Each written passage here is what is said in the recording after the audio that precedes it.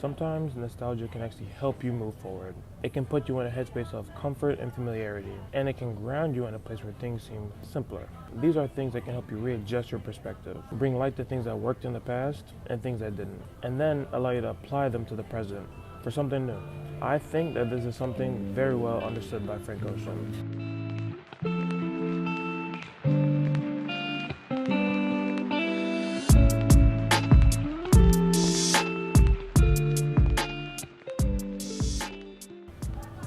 I used to not really care for his music at all. Not to say that I didn't like it, but I just thought it was okay. The first time his music had really piqued my interest was when I heard the song In My Room. It became one of the songs in my daily rotation. I listened to it about every week, but no other songs by him. A couple years later, a little after I started posting my art on social media, one of my favorite artists, Chuck P. Comics, posted this piece he did on Frank Ocean. And seeing this really inspired me to make something. This was one of my first attempts at doing stylized 3D in Blender, but at the time I had no idea what I was doing. And at the end of the process, I ended up with something kind of cool. And at this point, I had not even listened to the Blonde album. But while I was working on this piece, I gave it a listen. And after my first listen, I thought the album was good. It was cool, but it didn't really resonate with me in any way. Fast forward a couple more years, someone plays the song Novocaine for me. And I vividly remember thinking, this is one of the best songs I've ever heard. Then I slowly started to listen to more and more of his music. I listened to Pink Matter and thought again, this is amazing. This is the best thing I've ever heard. And that was a jumping on point for me to listen to the rest of his music. I listened to the rest of Channel Orange, re-listened to Blonde, went to Endless, and then Nostalgia Ultra. In my opinion, all amazing. Now when I got to listening to Endless and Nostalgia Ultra, I had to listen on either YouTube or SoundCloud. And when I'm listening to these albums, I'm really trying to immerse myself in the music, the stories, the themes, the characters, everything that he's talking about. And as I'm listening, I get an ad. A little light or dark? How do I clean an aioli stain? Thankfully, Tide's the answer to almost all of them. And at this point, I'm getting very annoyed. Who's calling me? Sorry. I'm getting annoyed at the fact that I can't just listen to my music uninterrupted. So I started problem solving. There's a couple of interludes in between the main track where you can hear the switching of a cassette tape. Hearing this made me very nostalgic to owning physical music. And then I remember seeing an image of a MP3 player in the form factor of a cassette tape, which I thought would be the perfect thing for me to load Nostalgia Ultra onto. So I went online to see if I can get it. And there were a couple of different options, but they were either discontinued or really expensive. At this point, I decided I might as well just build it.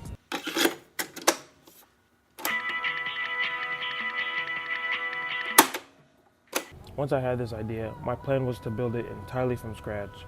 Buy all the components I needed, wire them together, program it, and then design and build the housing for it in the shape of a cassette tape for everything to fit in. After some research, I put together a list of all the components that I'll need to make this project work. A DF player to house the SD card with all the MP3 files, an ESP32 as the brain to control all the components, push buttons to control all the playback features, a 3mm audio jack for the audio output, a lithium-ion battery to power everything, and a USBC port to charge the device. Once I got all my components together, I got a breadboard and started off with trying to accomplish the simplest function first and then build up from there. Now I'm not too familiar with coding. I did a little bit in high school learning Python, and I did it sparingly in college, but as of right now, my skill level is close to none. So I used a little bit of AI to help me do a bulk of my coding, and then I'd put it into Arduino IDE and refine it from there. The first function I wanted to accomplish was to play one song from the DF player and then listen to that song through the headphones connected to the device. After I got the DF player and the audio jack connected to the ESP32, I was able to play one song. Progress, this is good. My next benchmark to hit was to add a push button for the pause and play feature. After I tweaked the code a little bit and added the push button, I was able to pause and play the MP3 file. At this point, I was getting very excited. I felt like I was getting close to actually making something. The next benchmark was to add multiple MP3 files onto the SD card and have them play back to back without stopping, and still be able to pause and play them. So when I uploaded more files to the SD card, it played the first track and then stopped. I went back, looked at the code, saw the error, adjusted it, and then started again. This time I played all the songs all the way through, but as I was trying to pause and play them, the button wouldn't work. Unfortunately, no matter how many revisions I make, neither of the functions would work together. It got to the point where I thought one of the components was starting to malfunction, not just the code, which led me to buy a few more components, replace them, start over, but still ended up with the same result. I was getting a bit frustrated with this, so I took a break. I worked on some other projects, other animations, and later came back, but still ended up with the same result, one function or the other. I was pretty defeated that this wasn't working. This project had extended to several months by now, but I was very determined to get what I wanted. So I pivoted. I needed to simplify things and work toward my skills a bit more. And like the album, I leaned into these nostalgic themes and reflected on how I used to build things as a kid. And how I used to build things back then was to break it apart, figure out how everything worked, and make something new.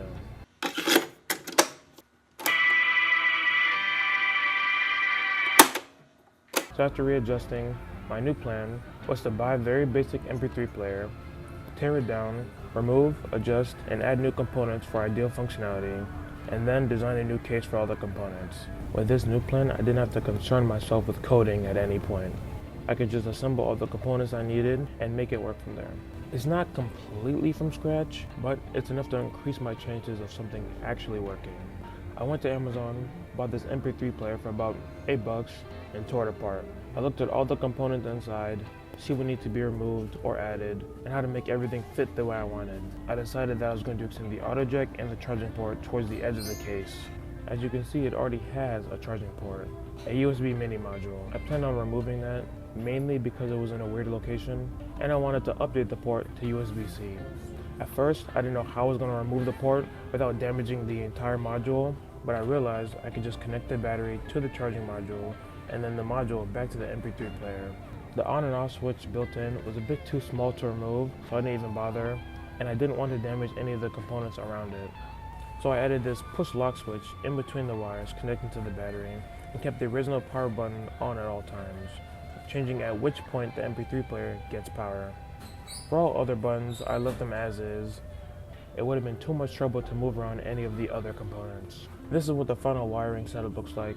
If you think these are wired poorly, please let me know. I don't want anything to blow up. What's up, guys? Good evening. I mentioned earlier that I wanted to keep the case in the similar silhouette of a cassette tape, not making it larger or smaller than the original if I didn't have to. I found a couple of layouts and dimensions for the case and replicated the base design in Blender 1:1. Then I remodeled my components and fitted them inside the case where I wanted them to sit. It took some trial and error to get everything to fit properly, but eventually I ended up with what I needed. After the case was designed, I 3D printed all the parts, assembled and sealed everything together. Added these bands on the end to provide a bit more security for the case in case the glue decided to wear off, and started opening up on accident. And it acts as a mini stand as well. Lastly, I wanted to add some stickers to the front and back. I looked online for some design inspiration and layout examples of how I wanted to organize the title and track list on the front and back. I was really drawn to this grid layout for the background. I did a rough sketch in Sketchbook, refined it in Illustrator, and then printed them out. I added some adhesive to the back and applied it to the case. For the stickers on the buttons, I had access to some leftover vinyl adhesive material. I used a blade to cut them out and then stuck them onto the surface. The final design for the MP3 player ended up being a bit thicker than the original, mainly because of the thickness of the on and off switch. So an original cassette tape case was not going to fit mine. So I looked for the next best thing. For the case sticker, I took the original album cover, expanded it slightly, and then added the track list on the front. I printed this out, laminated it, and fit it inside the case.